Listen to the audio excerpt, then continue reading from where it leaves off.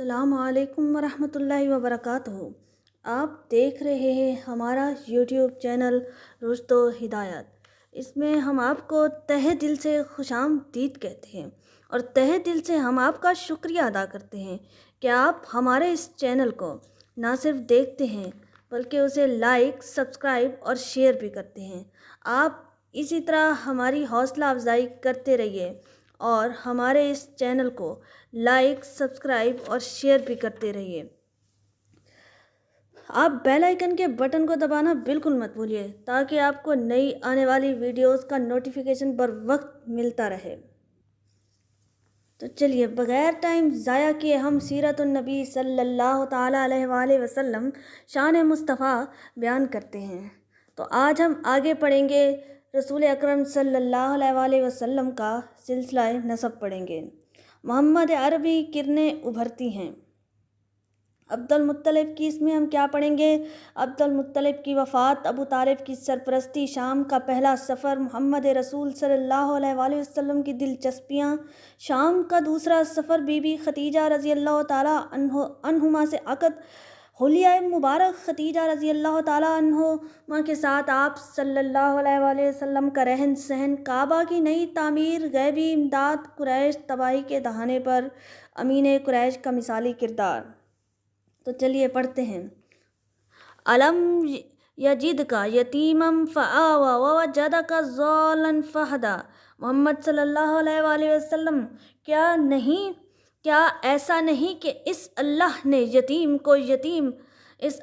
تم کو یتیم پایا تو ٹھکانہ عطا کیا، اور راہ حق سے بے خبر پایا تو سیدھا راستہ دکھایا۔ بے شک ایسا ہی ہے۔ ماں باپ کی آنکھیں بند ہوئی تو محمد مصطفیٰ آقائے دو جہاں صلی اللہ تعالیٰ علیہ وآلہ وسلم اللہ کی رحمتوں سے محروم نہ ہو گئے۔ یہ اسی کا فضل و کرم تھا کہ آپ صلی اللہ علیہ وآلہ وسلم کو ایسے دادا ملے جو آپ صلی اللہ علیہ وآلہ وسلم پر ماں باپ کی طرح مہربان تھے، پھر ایسے چچا ملے جنہوں نے کبھی یتیمی کا احساس تک نہ ہونے دیا۔ دادا عبد المطلب کا انتقال ہوا تو ابو طالب نے آپ صلی اللہ تعالیٰ علیہ وآلہ وسلم کو اپنے سایہ عاطفت میں لے لیا۔ یہ عبد المطلب کے بیٹے تھے اور آپ صلی اللہ علیہ وآلہ وسلم کے چچا ہوتے تھے۔ باپ نے اپنی موت سے پہلے ان کو آپ صلی اللہ علیہ وآلہ وسلم کا سرپرست بنا دیا تھا اور وصیت کر گئے تھے کہ محمد صلی اللہ علیہ وآلہ وسلم کا خیال رکھنا اور ان کی خیر خواہی میں کوئی کسر نہ اٹھا رکھنا۔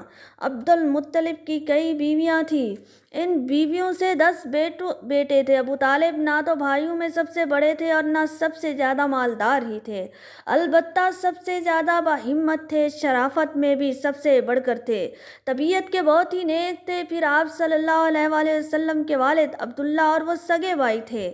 بقیہ بھائی دوسری بیویوں سے تھے، اس لیے کوئی تعجب کی بات نہیں اگر باپ نے یہ ذمہ داری ان پر ڈالی اور انہیں یہ وصیت کر گئے۔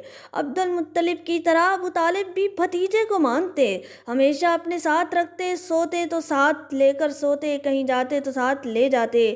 آپ صلی اللہ تعالیٰ علیہ وآلہ وسلم کے آگے نہ ان کو اپنی جان کی فکر ہوتی نہ اپنے بچوں کی۔ ان کو آپ صلی اللہ تعالیٰ علیہ وآلہ وسلم سے اس قدر محبت کیوں تھی؟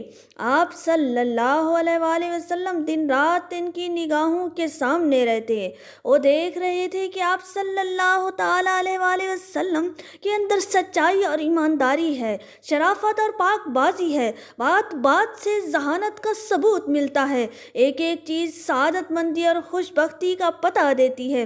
چچا کی سرپرستی میں 4 سال گزر گئے، جسم پروان چڑھتا رہا، عقل کا دائرہ وسیع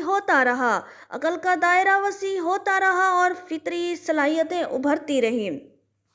12 سال کے ہوئے تو جسم میں کافی مضبوطی اور توانائی آ چکی تھی، عقل میں غیر معمولی گہرائی تھی، ذہانت بالا کی تھی، روح میں بے پناہ عظمت و بلندی تھی، وسعت و ہمہ گیری تھی، احساس و شعور سے وہ پوری طرح بھرپور تھی۔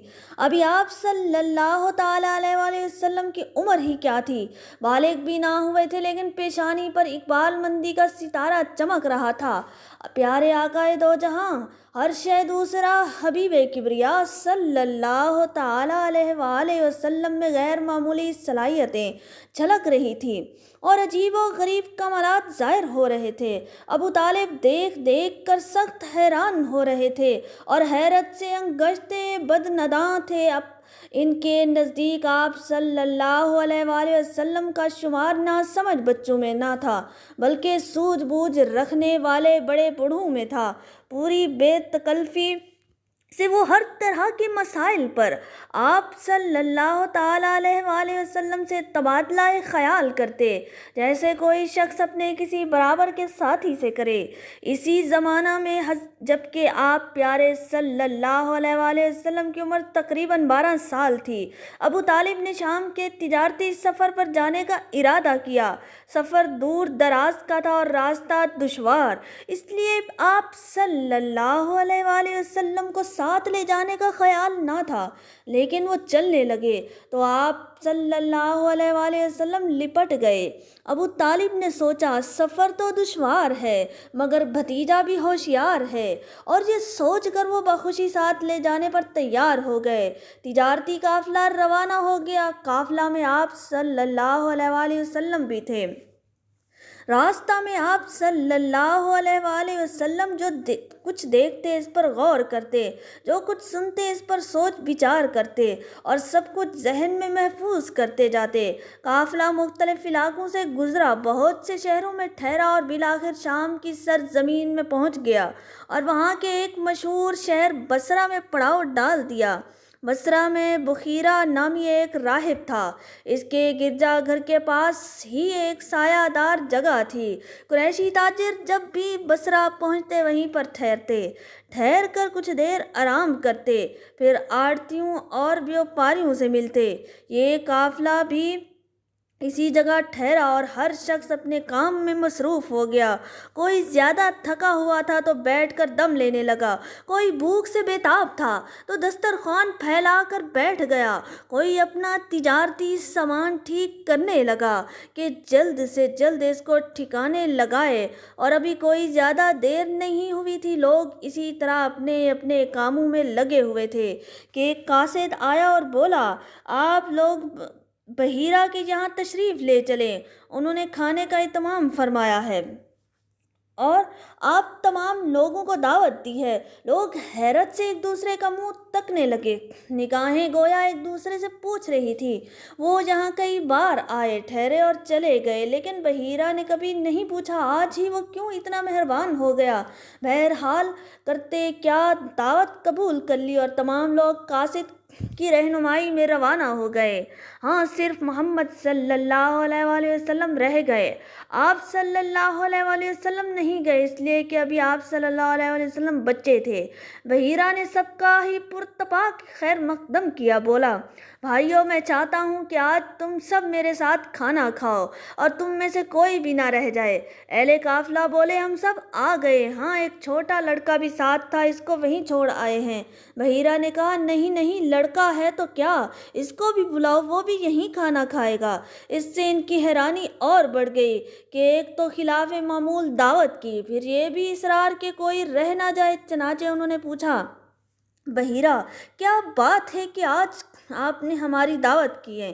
اس سے پہلے تو کبھی کرتے نہ تھے۔ بحیرہ نے کہا، آپ لوگ مہمان ہیں، ہمارے پڑوس میں آ کر ٹھہرے ہیں، ہم پر آپ کا حق ہے، ہمیں اس کا خیال رکھنا ہی چاہیے۔ میں نے چاہا کہ آپ لوگوں کی کچھ خاطر خواہ تواضع ہو جائے، اور کیا بات ہو سکتی ہے؟ انہوں نے کہا، بخدا کوئی بات ہے ضرور۔ پھر قاصد ابو طالب کے ڈیرے پر گیا اور محمد مصطفیٰ آقا دو جہاں صلی اللہ تعالیٰ علیہ وآلہ وسلم کو ساتھ لے کر آیا۔ بحیرہ اور تمام مہمان بیٹھے آپ صلی اللہ علیہ وآلہ وسلم کا انتظار کر رہے تھے۔ بحیرہ کی نظریں محمد پر پڑی تو جم کر رہ گئیں اور وہ ٹک ٹکی لگائے آپ صلی اللہ تعالیٰ علیہ وآلہ وسلم کو دیکھتا ہی رہ گیا۔ سب نے کھانا کھایا اور ادھر ادھر پھیل گئے، کوئی تو چہل قدمی کر رہا تھا اور کوئی گھوم گھوم کر۔ ملتے ہیں اگلی ویڈیو میں، تب تک کے لیے اللہ حافظ، جزاک اللہ، ماشاء اللہ۔